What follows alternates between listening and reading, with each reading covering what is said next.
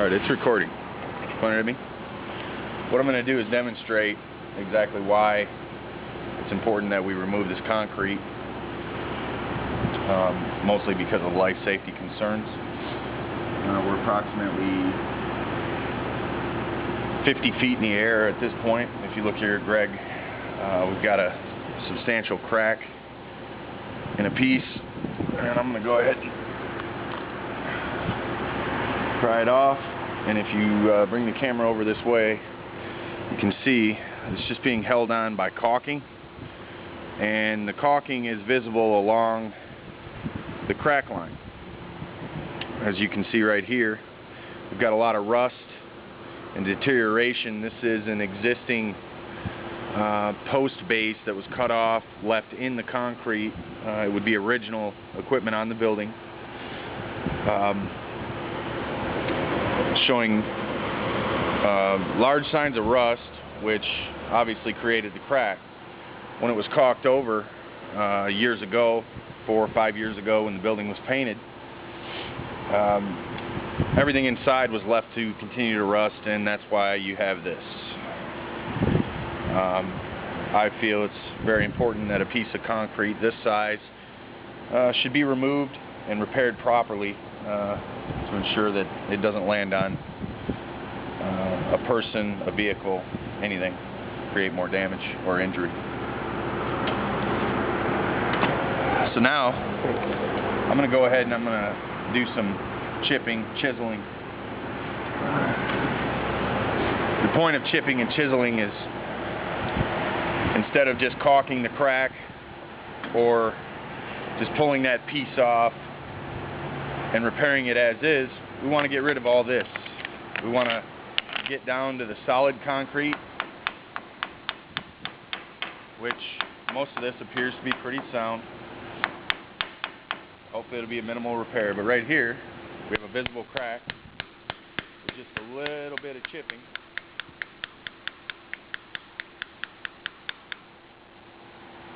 And loosen that, peel it off, and once again more caulking visible. Looks to be Volcom holding it on.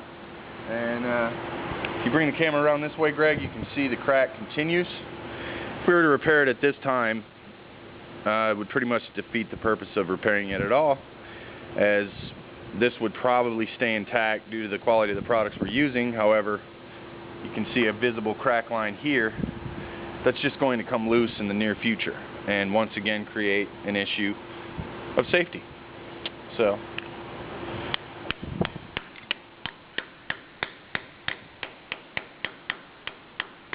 very minimal tapping, nothing too over the top, and once again large chunks of debris. And this is a good example of how these crack lines carry, therefore creating a larger repair, but making sure that the entire problem is remedied.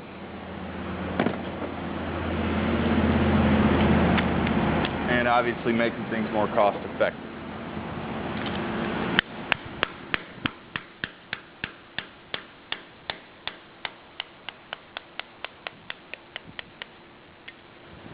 So, as we continue to see the visible crack line, we follow it. Get all concrete that could potentially come loose in the near future removed.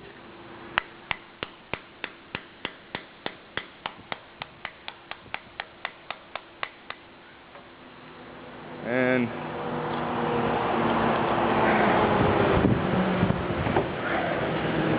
then we will grind, prep, and complete the repair to the specifications set forth by the engineering firm. And this has been the case with just about every area found thus far. Another thing I'd like to notate is that everywhere that we have this concrete easily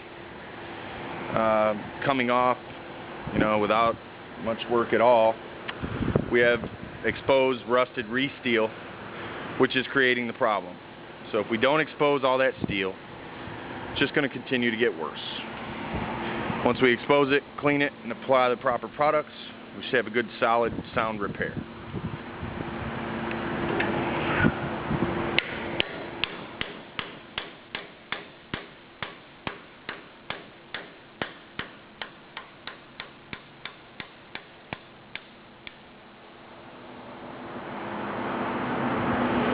From what I can see right now, the crack line just ended. You can see a crack within the concrete, once again held together by paint and caulking.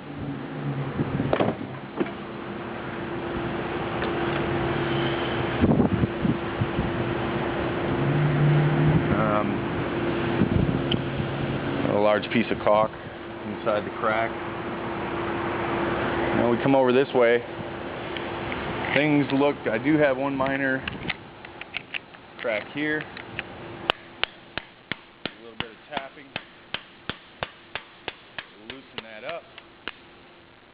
And I'm sure that that is due to the rust. And another example that this is an existing repair. Can you get the camera up and look at it? Right here looks to be a structural grout or a Portland cement that was used in the past, and it's a prime example of, you know, filling in this area but then allowing this steel to the left to continue to rust. Just created all of this. So this still seems pretty sound. I am, however, going to work around here. There is a small crack. Work around the post. Get it clean.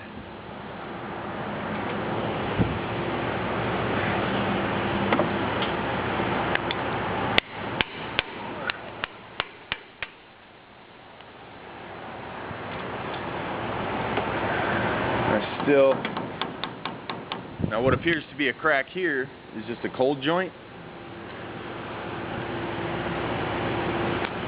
I do want to tap on it, make sure that if I can tap on it lightly and I get separation, then it obviously needs to go. Now at this time, we'll go ahead and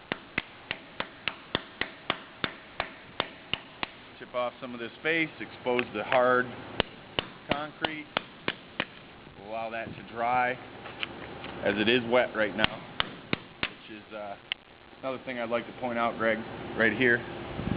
We have water intrusion.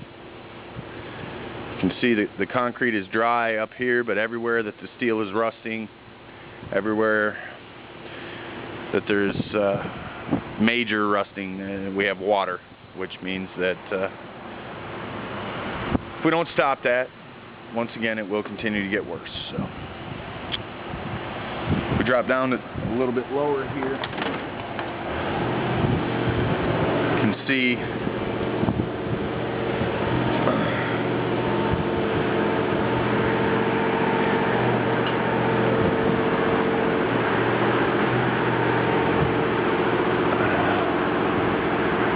we have an area right here that never got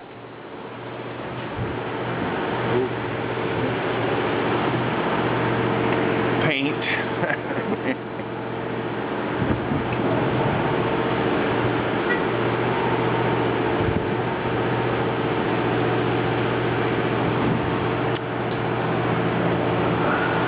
We have a visible crack here and here.